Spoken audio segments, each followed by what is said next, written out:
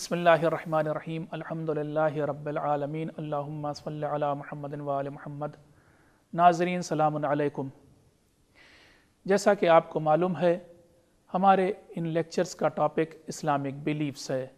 یعنی اسلامی عقائد، اور ہم نے آپ سے وعدہ کیا تھا کہ ہم ایک ایک کر کے تمام بنیادی اسلامی عقائد کو آپ کے سامنے عقلی طور پر پیش کریں گے اور عقلی دلیلیں دیں گے، لیکن ضرورت اس بات کی تھی کہ ہم ان اسلامی عقائد کو پیش کرنے سے پہلے کچھ کلی بحثوں کو آپ کے سامنے پیش کریں، کچھ سوالات کو آپ کے سامنے پیش کریں جن کا جواب دینا بہت ضروری ہے۔ اس سلسلے میں ہم نے آپ کے سامنے پہلا سوال یہ پیش کیا تھا کہ کیا ضرورت ہے کہ ہم دین کے بارے میں تحقیق کریں، کیا ضرورت ہے کہ ہم مذہب کے بارے میں چھان بین کریں، اور اس بارے میں ہم نے آپ کے سامنے 4 موٹے جوابات پیش کیے تھے۔ آج ہم اسی پچھلے لیکچر کی باتوں کو تھوڑا ایلیبوریٹ کرنا چاہتے ہیں اور آگے بڑھانا چاہتے ہیں۔ ہم نے یہ سوال آپ کے سامنے پیش کیا تھا کہ کیا ضرورت ہے کہ ہم دین کے بارے میں تحقیق کریں، کیوں ہم دین کے بارے میں چھان بین کریں؟ جواب پہلا یہ تھا کیونکہ ہماری فطرت، ہمارا نیچر یہ ہے کہ ہم خطروں سے بچنا چاہتے ہیں اور فائدوں کو حاصل کرنا چاہتے ہیں۔ چونکہ ہماری فطرت یہ ہے کہ ہم خطروں سے بچنا چاہتے ہیں اور فائدوں کو حاصل کرنا چاہتے ہیں، اس لیے ہمیں ضرورت ہے کہ ہم دین کے بارے میں تحقیق کریں۔ ہو سکتا ہے آپ سوال کریں کہ ان 2 باتوں میں کیا رابطہ ہے؟ جواب یہ ہے کہ جہاں ایک طرف ہماری فطرت، ہمارا نیچر یہ ہے کہ ہم خطروں سے بچنا چاہتے ہیں اور فائدوں کو حاصل کرنا چاہتے ہیں، وہیں دوسری طرف ہم یہ دیکھتے ہیں کہ اس دنیا میں کچھ ایسے لوگ آئے تھے کہ جو سچے بھی تھے اور خبر دے رہے تھے کہ اس دنیا کے بعد ایک ایسی زندگی ہے کہ جس میں بہت فائدہ بھی ہو سکتا ہے، بہت سارے انعامات بھی حاصل ہو سکتے ہیں، یا پھر دوسرا راستہ ایسا ہو سکتا ہے کہ اس دنیا کی زندگی، اس دنیا کے بعد کی زندگی خطروں سے بھری زندگی ہو۔ یعنی ان آنے والے لوگوں نے کہ جنہیں ہم نبی یا میسنجر آف گاڈ کہتے ہیں یا اللہ کا سندیش واہک کہتے ہیں، انہوں نے آ کر ہم کو بتایا تھا کہ اس دنیا کے بعد کی زندگی یا تو جنت کی زندگی ہوگی یا جہنم کی زندگی ہوگی۔ اب آپ اگر ان دونوں باتوں کو ایک ساتھ سامنے رکھیں، یعنی ایک طرف ہماری فطرت، ایک طرف ہمارا نیچر کہ ہم خطروں سے بچنا چاہتے ہیں اور فائدوں کو حاصل کرنا چاہتے ہیں، اور دوسری طرف ان نبیوں کی بتائی ہوئی باتیں کہ جو ہمیں خطروں کی خبر دے رہے تھے، فائدوں کے بارے میں بتا رہے تھے، ان دونوں باتوں کو اگر آپ ملائیں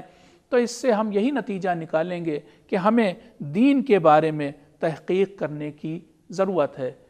کیونکہ ان نبیوں کی بتائی ہوئی بات کچھ اور نہیں بلکہ دین ہے۔ تو ہمیں ضرورت ہے کہ ہم ان کی باتوں کے بارے میں تحقیق کریں، چھان بین کریں کہ کیا وہ سچ بول رہے تھے یا نہیں بول رہے تھے، تو چھان بین کی ضرورت ہے۔ ایک اور اہم بات جو میں یہاں پر پیش کرنا چاہتا ہوں وہ یہ کہ دیکھیے، یہ ہمارا نیچر ہے، یہ ہماری فطرت ہے کہ ہم چھوٹے موٹے خطروں پر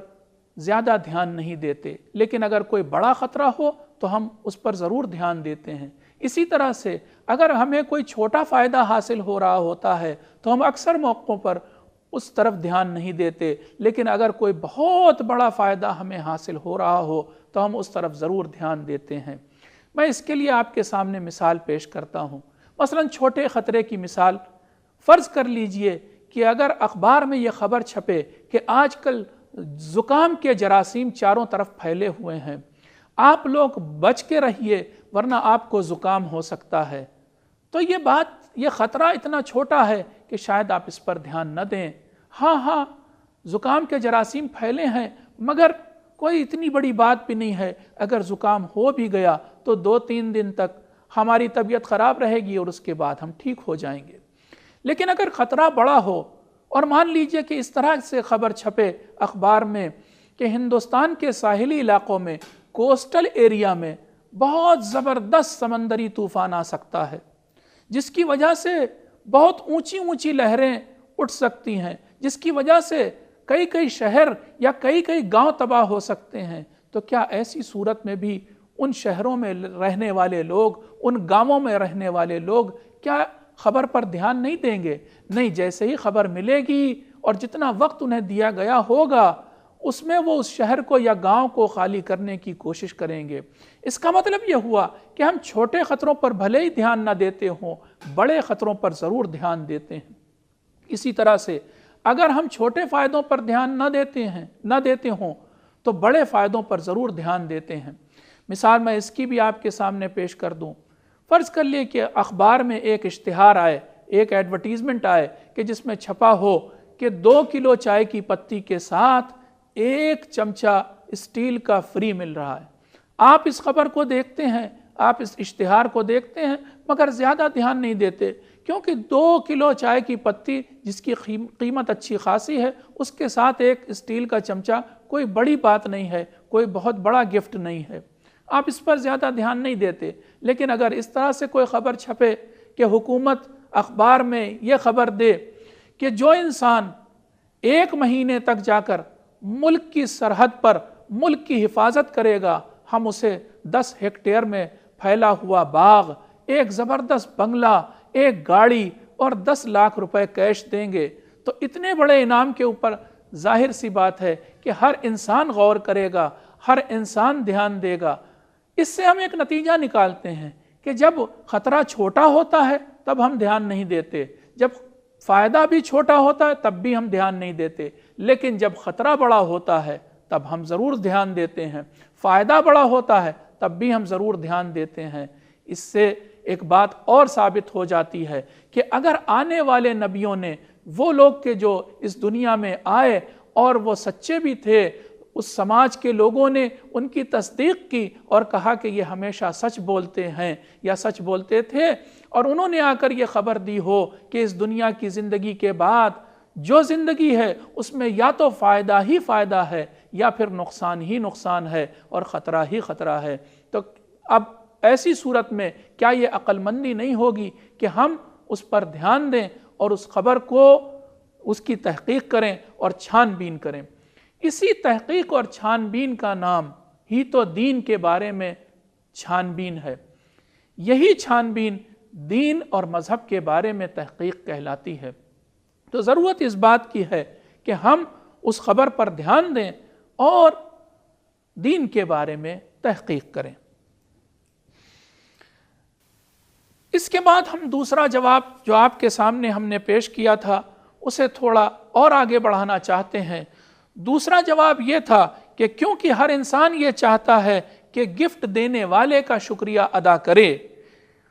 اور شکریہ ادا کرنے کی خواہش ہمارے دل میں پائی جاتی ہے، اس لیے بھی ہمیں دین کے بارے میں تحقیق کرنی چاہیے۔ شاید آپ سوال کریں کہ ان دونوں باتوں میں کیا رابطہ ہے؟ جواب یہ ہے کہ اگر ہمارے چاروں طرف ہم جب نگاہ ڈالتے ہیں اور ہمیں بہت ساری نعمتیں نظر آتی ہیں، وہ نعمتیں ایک تحفے کی شکل میں اگر ہمیں دکھائی دیتی ہیں، تو کیا یہ ضرورت ہمیں محسوس نہیں ہوتی کہ ہم اس تحفے کے دینے والے کا شکریہ ادا کریں؟ تو چونکہ ہمارے نیچر میں یہ بات چھپی ہوئی ہے کہ ہم تحفہ دینے والے کا شکریہ ادا کرنا چاہتے ہیں، اس لیے بھی ہمیں دین کے بارے میں تحقیق کرنی چاہیے کہ اگر ان نعمتوں کو دینے والا کوئی ہے تو ضرورت اس بات کی ہے کہ اس کا شکریہ ادا کیا جائے، اور یہی شکریہ ادا کرنا تو دین ہے۔ اس ذات کو ماننا کہ جس نے ان نعمتوں کو دیا ہے اور اس ذات کا شکریہ ادا کرنا، یہی تو دین ہے۔ تو بہرحال دوسرا جواب بھی یہ ثابت کرتا ہے کہ ہمیں دین کے بارے میں تحقیق کرنی چاہیے۔ جہاں تک تیسرے جواب کی بات ہے تو آئیے اسے بھی تھوڑا آگے بڑھائیں۔ تیسرا جواب، کیونکہ ہم انسانوں میں جستجو کی صفت پائی جاتی ہے، ہم انسانوں میں کیوریاسٹی پائی جاتی ہے، ہم کیوریس ہوتے ہیں چیزوں کے راز جاننے کے سلسلے میں،